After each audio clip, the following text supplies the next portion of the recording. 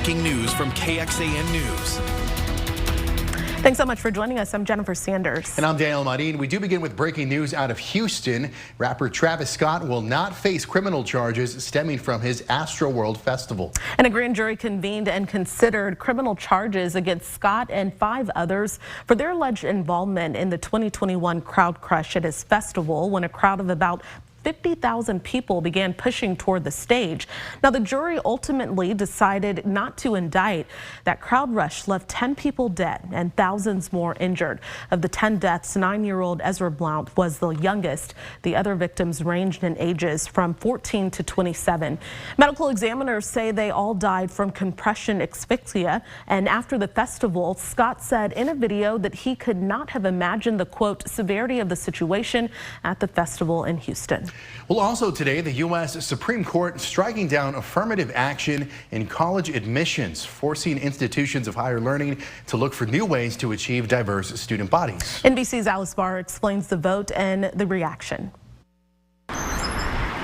In a seismic shift today, the Supreme Court ending affirmative action as we know it. The High Court's conservative majority ruling 6-3 that it is unconstitutional to consider race as a determining factor in college admissions. Many students worried the decision closes doors of opportunity. Affirmative action uplifts our communities and encourages our communities to dream about attending these colleges, and now I think that obviously it's going to be a much tougher time. The rulings concern 2 similar cases against Harvard and the University of North Carolina, Chapel Hill, both brought by the conservative-leaning Students for Fair Admission, which argued the school's policies discriminated against white and Asian American students. This ruling will help preserve meritocracy, which is the bedrock of the American dream. Writing for the majority, Chief Justice John Roberts said affirmative action programs violate the Constitution's Equal Protection Clause and, quote, unavoidably employ race in a negative manner, involve racial stereotyping, and lack meaningful endpoints. In her dissent, Justice Ketanji Brown Jackson listed the legal and institutional roadblocks generations of people of color in America have had to overcome, from slavery to redlining and Jim Crow, writing that, quote, deeming race irrelevant in law does not make it so in life. We cannot let this decision be the last word. President Biden urging colleges and universities to remain committed to diversity under a new standard.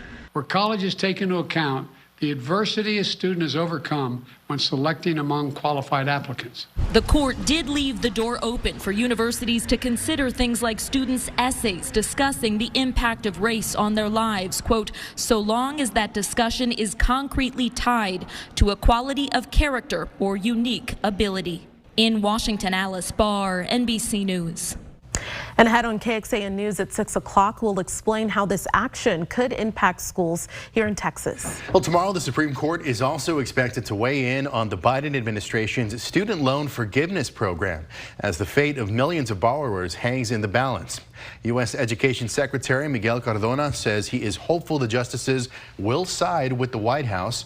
That would allow the administration to follow through on plans to erase $10,000 of student debt for most who are eligible. They shouldn't be fighting to give $10,000 to people who are middle-class people or people who are struggling to make ends meet. The Supreme Court's decision is going to be a critical one.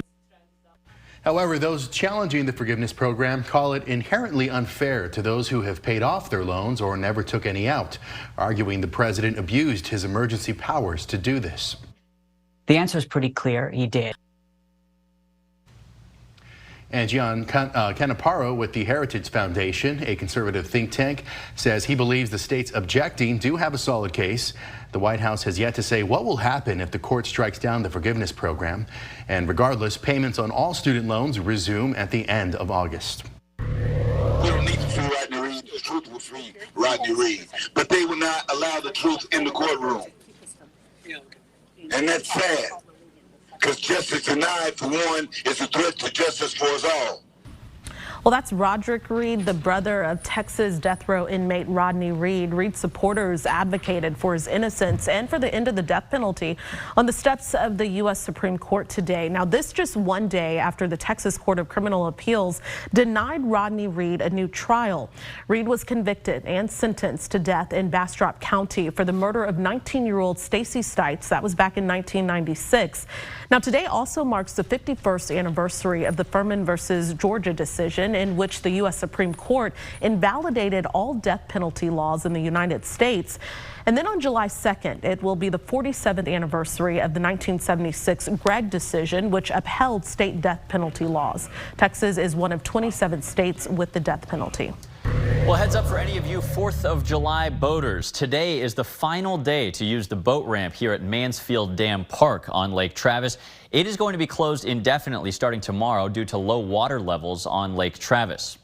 That also means that only one public boat ramp will be open on Lake Travis in total. That will be at the Pace Bend Park boat ramp up the way at Tournament Point. This map you see there on KXAN.com, made by our digital data reporter Christopher Adams. Really cool, interactive. It shows which ramps are open, which ramps are closed. Have a feeling we're going to need that for the rest of the summer. This is happening as Lake Travis fell another 1.5 inches, which is a big drop in just 24 hours. Travis, the surface elevation lower than 638 feet above sea level. That, again, is its lowest level in 8 years since 2015. This is happening on another hot afternoon. Not quite as bad as previous days, 98 as we've fallen under 100 now in Austin, 101 though in San Saba. Factor in the humidity and we still have a heat advisory in effect until 7 out on Highway 77. Far east of Austin. This heat advisory will be in effect again tomorrow during the heat of the day, only for Fayette County as of right now. Coming up in your forecast, we are tracking continued step-by-step temperature relief and the slow return of rain chances. How it affects your 4th of July plans in First Warning Weather. All right, David, thank you very much. Well, if you were flying out for a holiday weekend vacation, be prepared. The TSA says it expects to screen more than 2.8 million travelers tomorrow. That's the most since Thanksgiving 2019. Also, Transportation Secretary Pete Buttigieg says 1,500 new air traffic controllers will be added this year, though it will take time to balance a staffing shortage that has been an issue for years. And we're continuing to learn how that staffing shortage is impacting travelers flying in and out of Austin. And this as the Federal Aviation Administration continues to investigate a close call between two planes near the Austin Bergstrom International Airport. KXAN's Brianna Hollis is live at the airport this evening. So, Bree, we understand you looked through an FAA report about the staffing issue. Yes, and it's called the Air Traffic Controllers Workforce Plan, and it tells us just how many staff members we have working the tower here in Austin. The gist, we do have enough staff to operate. These passengers wouldn't be able to make their flights today if that wasn't the case, but we are below the FAA standard staffing target. According to this report, that target calls for 51 positions. We only have 75% of that working at the AUS tower right now. The report also states there's substantial training time for these employees, as well as a, quote, expected attrition rate. And this is prompting concerns ahead of the busy travel weekend. A mix where you're seeing a massive increase in enplanements, passengers, people are very comfortable flying. You have this other mix where you have a lessening of the number of air traffic controllers, some of it very critical in major centers. So, you know, what's the fix? And we have asked the FAA specifically how our shortage impacts our travelers. We're still waiting to hear back. Keep in mind, a FlightAware spokesperson says air traffic control shortages are most prominent in the Northeast. Jen, Daniel. All right, thank you very much, Bree. Well, still ahead, a verdict for a former Florida school resource officer over his lack of action during the Parkland school shooting. And a San Marcos couple suing the city over something on their home. The ties they say it has to the old homeowners, and the city rules are coming into play in this case. A former school resource officer has been found not guilty on charges for failing to confront the 2018 school shooting in Parkland, Florida, confronting the gunman. Scott Peterson became overcome with emotion listening to the verdict. He was the only other person at the school with a gun when the shooter opened fire. That gunman killed 17 people and injured another 17. Peterson didn't even enter the building. Victim family members in the courtroom remained quiet, some shaking their heads no. The jury acquitted Peterson on 7 counts of neglect of a child, 3 counts of culpable negligence, and 1 count of perjury. Former Vice President Mike Pence made a surprise visit to Ukraine today. He's the first Republican candidate to meet with President Zelensky. NBC News correspondent Dasha Bruns spoke exclusively with the presidential candidate about why he decided to visit Ukraine. I mean, honestly, ever since we left office, it seems like the world's become more dangerous by the day. And for my part, I'm always going to step forward and speak the truth to the American people.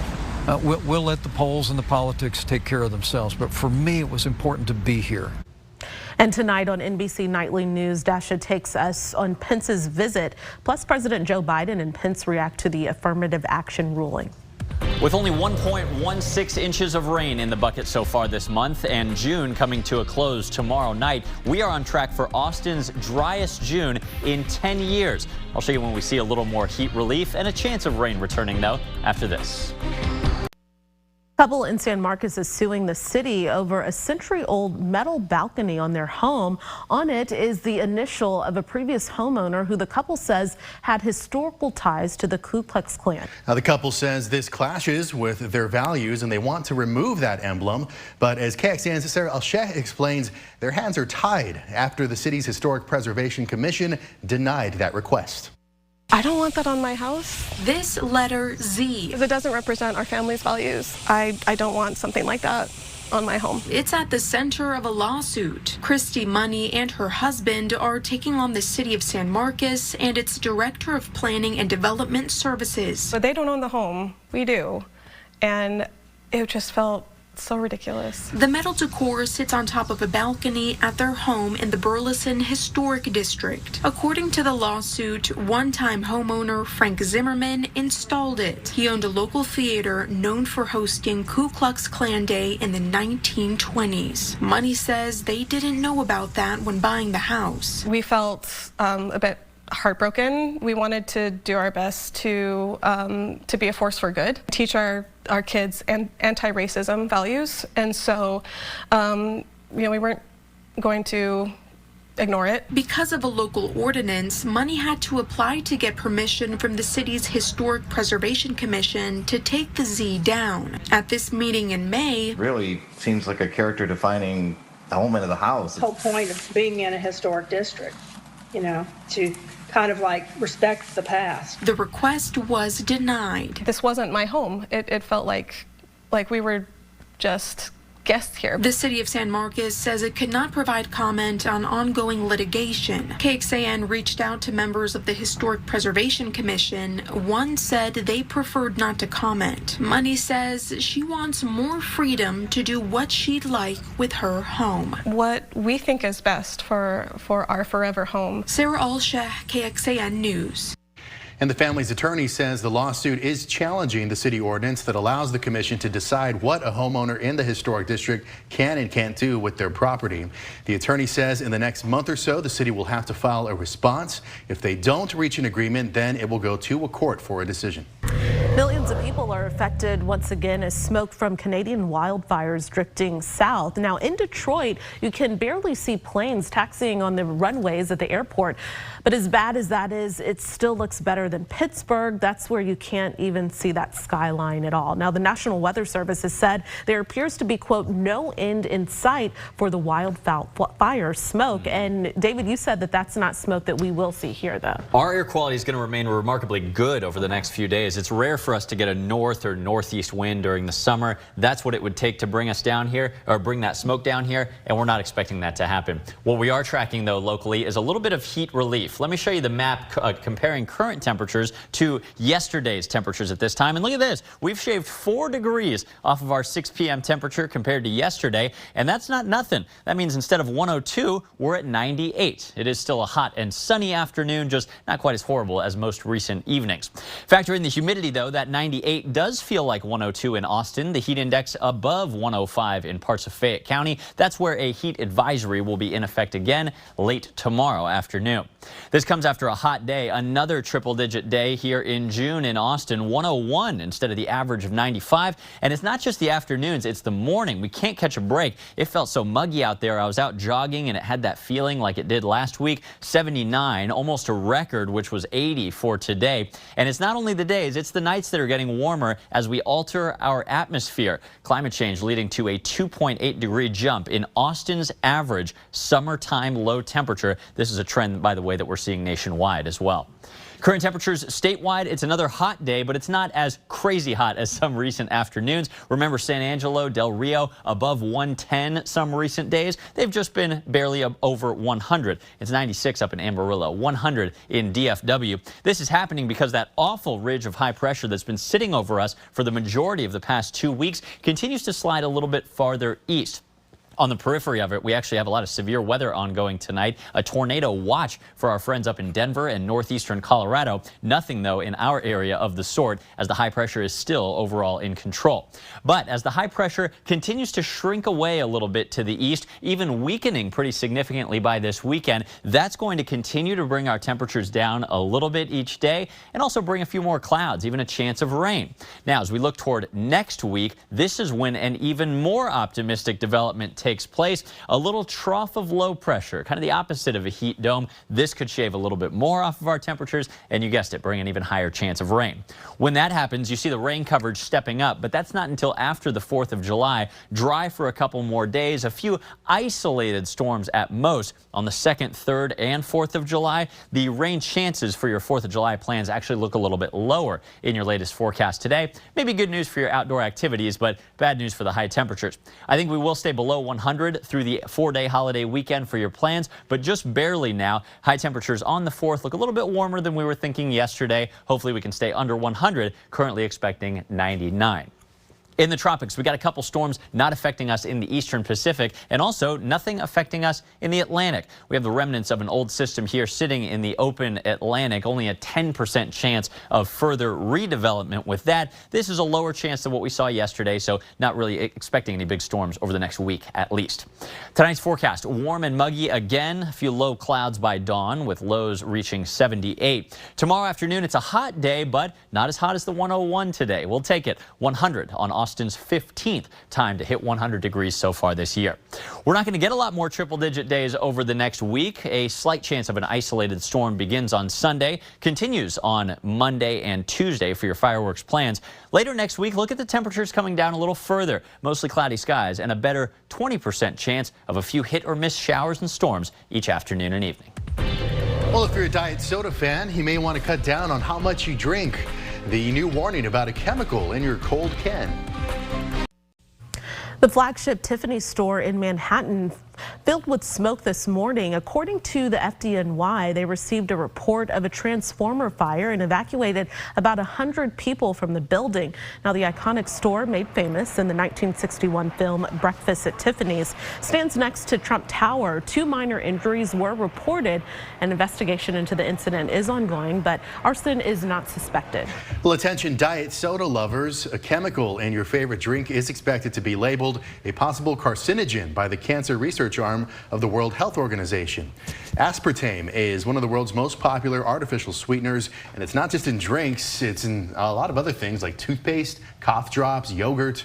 The WHO label will indicate that there is limited evidence linking aspartame to cancer, and it will be the lowest of 3 warning levels for these types of labels.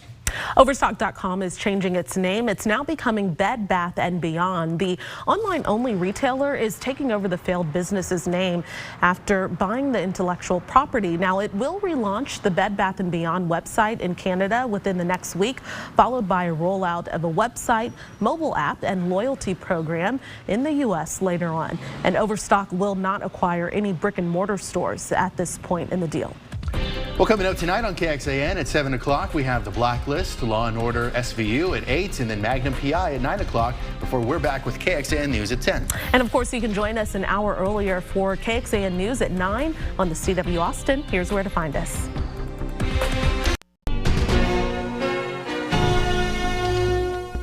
Thanks for listening to KXAN News Nightly. You can also listen to KXAN News Today every morning for more in-depth coverage of what matters most to you.